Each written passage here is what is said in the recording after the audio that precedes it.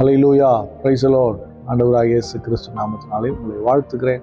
கர்த்தர் உங்களை ஆசீர்வதிப்பாராக. இன்றைய நாள் மெய்ப்பனின் சத்தம் சங்கீதத்தின் புஸ்தகம் 18ஆம் அதிகாரம் 29ஆம் வசனத்தை நான் வாசிக்கிறேன். உம்மாலே நான் ஒரு சேனைக்குள் பாய்ந்து போவேன், என் தேவனாலே ஒரு மதிலை தாண்டுவேன்.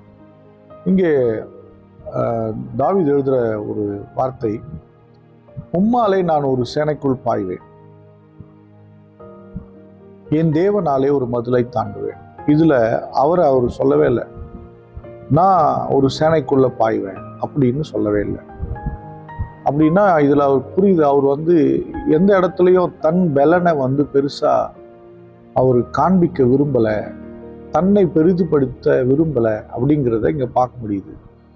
இல்லை தான் கூட இருக்கிற படை வீரர்கள் யோவாப் இருக்கிறாரு, இன்னும் சில போர் வீரர்லாம் இருக்கிறாங்க, அவங்களெல்லாம் அவர் பெருசா எடுத்து என்ன பண்ணல, பேசலை, அவங்களெல்லாம் சப்போர்ட்டாக எடுத்துக்கல. இல்லை நான் போர் முறையெல்லாம் கற்றுக்கிட்டேன், அதனால் நான் ஒரு மதில் என்ன பண்ணுவேன், நான் ஒரு சேனைக்குள்ளே பாய்வேன், நான் போனேன்னா அநேகரை கொன்று குவிக்காமல் நான் வரமாட்டேன் அப்படின்னு அவர் பேசலை. அவர் யுத்தத்துக்கு போகும்போது ஒவ்வொரு முறையும் தேவனிடத்தில் கேட்டுட்டு தான் போகிறார். அப்போது தன்னுடைய பலனை அவர் பெருசாக முன் வைக்கலை, பெருசானா முன்னாடியே வைக்கலை, அவ்வளோதான். அதுதான் அங்கே பார்க்க முடியுது.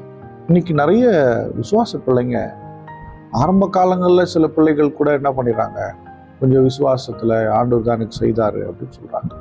ஆனால் ரட்சிக்கப்பட்ட பிள்ளைங்க, தேவனோடு இருக்கிற பிள்ளைங்க கொஞ்ச நாள் போக போக போக நான் தான் பண்ணேன், என் திறமையில செய்தேன், நான் இல்லைன்னா அவ்வளோதான், இப்படி அப்படின்னு ஃபேமிலிக்குள்ளே பேசிக்கிறதும், இல்லை நான் இல்லைன்னா சபை அவ்வளோதான், இப்படிலாம் பேசுகிறவங்களா இருக்கிறாங்க. நான் இல்லைன்னா அவ்வளோதான், நான் இல்லைன்னா ஊழியம் அவ்வளோதான், எப்படி பண்ணிடுவார், நான் இல்லைன்னா எப்படி செஞ்சிடுவார், இப்படி எல்லாம் பேசுகிறவங்க இருக்கிறாங்க.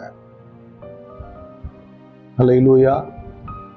ஆமாம், சவுல் இல்லைன்னா தாவீது, தாவீது இல்லைன்னா இன்னொரு ஆள், அல்லேலூயா. மோசே இல்லைன்னா யோசுவா. யாரையோ ஒருத்தரை கர்த்தர் என்ன பண்ணிட்டே இருப்பார், ரைஸ் பண்ணிக்கிட்டே இருப்பார். ஒரு ஆள் போனால் ஒரு ஆள் இன்னொரு ஆள் ரெடி பண்ணுவார். கர்த்தர் அப்படிதான் செய்வார். தாவீது அதை தான் ரொம்ப தெளிவாக புரிஞ்சு வச்சிருந்தான். உம்மாலே நான் ஒரு சேனைக்குள் பாய்வேன், நீங்க என் கூட இருந்தா போதும். ஒரு சேனைன்னா ஒரு படை வீரர்களுடைய கூட்டம், அதுக்குள்ள நான் போவேன், நான் தனியா போவேன், ஏன்னா நீங்க இருக்கிறனால போறேன், நான் கட்டாயமா ஜெயிச்சுட்டு தான் வருவேன். அதனால தான் வசனம் சொல்லுகிறது, தாவீது போன இடத்துல எல்லாம் அவனுடைய ஜீவனை கொள்ளை பொருளாக திரும்ப கொடுத்தாராம். தொட விடலையே சத்துருவை, தேவன் தொட விடவே இல்லையே. கொஞ்சம் கற்பனை பண்ணி பாருங்க, ஒரு அம்பு எய்திருப்பான், கத்தை தட்டி விட்டுருப்பார், ஒருத்தர் பட்டயத்தை எடுத்து வெட்ட வந்திருப்பான், கத்தை தட்டி விட்டுருப்பார், ஈட்டியை கொண்டு குத்த வந்திருப்பான், கத்தை தட்டி விட்டுருப்பார். இல்லை, இவ்வளோ பாதுகாத்து இருந்திருக்கிறார். அப்போ தாவீதுக்கு தெரியுது, நான் இதெல்லாம் தப்பிச்சுட்டு வரேன்னா தேவனால தான் நான் தப்பிச்சுட்டு வரேன் அப்படின்றத அவர் புரிஞ்சுக்கிறாரு. என் தேவனாலே ஒரு மதிலை தாண்டுவேன். மதில்னா நம்ம இப்போ கட்டுற 5 அடி சவரெலாம் கிடையாது. அன்னைக்கு இருக்கிற அந்த மதில்லாம் பெரிய பெரிய மதில்கள், 10 அடி 20 அடி 20-25 அடி மேலே 50 அடி இப்படி மதில்கள்லாம். அதை தாண்டணும்னா சொல்ல, என் தேவனால நான் தாண்டுவேன். முடியாது தான், ஆனால் என் தேவன் என் கூட இருந்தா தாண்டிடுவேன். அப்படின்னா தேவனுடைய பிள்ளைகளை நான் சொல்லுகிறேன், நீங்க உங்களை மிஞ்சி இருக்கிற எவ்வளோ பெரிய விஷயமா இருந்தாலும் சரி, நீங்கள் தேவன் பேரிலே முழு விசுவாசம் கொண்டவர்களாக இருந்தால், நீங்கள் தேவன் பேரிலே முழு நம்பிக்கை உடையவர்களாக இருந்தால் தைரியமா இறங்கி நிற்கலாம். கர்த்தர் உங்களுக்கு ஜெயத்தை கொடுப்பார், உங்களை கைவிடவே மாட்டார். இது உண்மை. அதே போலதான் நீங்க கடந்து போக முடியாத பகுதி எவ்வளோ பெருசா வேணா இருக்கும், பார்க்கறதுக்கு பிரமிப்பா இருக்கும், கூட இருக்கவங்களுக்கெல்லாம் பிரமிப்பா தான் இருக்கும், பயமா இருக்கும். ஆனா உங்களுக்குள்ள என் தேவன் என் கூட இருக்கிறாரு, நான் இதை செஞ்சிருவேன், இதை சாதிச்சிருவேன், இதை முடியும் அப்படிங்கிற ஒரு வைராக்கியம் உங்களுக்கு, பக்தி வைராக்கியம் இருக்குன்னா தைரியமா இறங்குங்க, நீங்க தாண்டிடுவீங்க. ஆமா, தாண்ட முடியாத எல்லைகளை அவர் தாண்டி வர பண்ணுவார். சும்மா உதாரணம் சொல்றேன். இயேசு கிறிஸ்து படகுல எல்லாரும் சீசர்லாம் போயிட்டு இருக்கிறாங்க. இயேசு கிறிஸ்து 4ஆம் சாமத்துல கடல் மேல் நடந்து வராரு. எல்லா சீசரும் பார்த்து பயப்படுறாங்க. ஒரு பக்கம் அலை கொந்தளிக்குது, கடல் கொந்தளிக்குது, இன்னொரு பக்கம் வெண் உருவமா அவர் பயப்படுறாங்க. ஏதோ ஏதோ ஆவி ஒன்று வருது போல அப்படின்னு நினச்சி கிட்ட வந்தோடனே நான் தான் பயப்படாது இருங்களேன்றார்.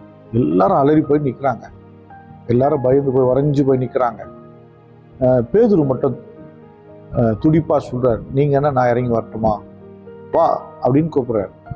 பாருங்க, பேதுருவுக்கும் ஒரு அச்சம் இருக்கதான் செய்யுது. ஆனால் நம்முடைய தேவன் அப்படின்னு சொன்னா, என் இயேசு அப்படின்னா நான் இறங்குறேன் அப்படின்னு சொல்லி இறங்கி கால் வச்சாரு. இந்த தண்ணி மேல நடக்க ஆரம்பிச்சிட்டாரு. யோசிச்சு பாருங்க, எல்லாருக்கும் ஆச்சரியமா தான் இருந்திருக்கும். அவர் உள்ள போனார், அது 2வது கதை. ஆனா இறங்கி நடந்து போனார் பார்த்தீங்களா? ஏன்னா தேவனாலே நீங்கள் கடந்து போக முடியாத கடக்க முடியும், நடக்க முடியாத இடத்துல நடக்க முடியும், நிற்க முடியாத இடத்துல நிற்க முடியும். அல்லேலூயா. அதனால எதை குறித்தும் பயப்படாதீங்க. தேவனை முன்வைத்து செய்து பழகும். நிறைய பேர் தேவனை முன்வைக்கிறதே கிடையாது. தேவனை முன்வைக்கிறதே கிடையாது. சில குடும்பங்களை பார்த்தீங்கன்னா சில பெரியவங்களை முன்வைப்பாங்க. நல்ல பழக்கம், தப்பு கிடையாது. ஆனால் எந்த பெரியவங்களை முன்னாடி வச்சாலும் ஃபர்ஸ்ட் ப்ரிஃபரன்ஸ் தேவனுக்கு தான், தேவனுடைய வார்த்தைக்கு தான், அவருடைய அன்புக்கு தான், அவர் மேலே இருக்க விசுவாசத்துக்கு தான் முதலிடம். அப்படி முன்னாடி வச்சுப்போங்க, நீங்கள் நிறைய காரியங்களை செய்வீங்க. கர்த்தர் கூட இருந்தே நடத்துவார். ஸ்தோத்திரம் பண்ணுவோமா? ஸ்தோத்திரம் ஆண்டவரே, ஸ்தோத்திரமா. உம்மாலே நான் ஒரு சேனைக்குள் பாய்வேன், என் தேவனாலே ஒரு மதிலை தாண்டுவேன். நிச்சயமாக ஆண்டவரே, நாங்கள் அநேக உயரங்களை பார்க்கும்படி தாண்டுவோம். ஸ்தோத்திரம், ஸ்தோத்திரம்.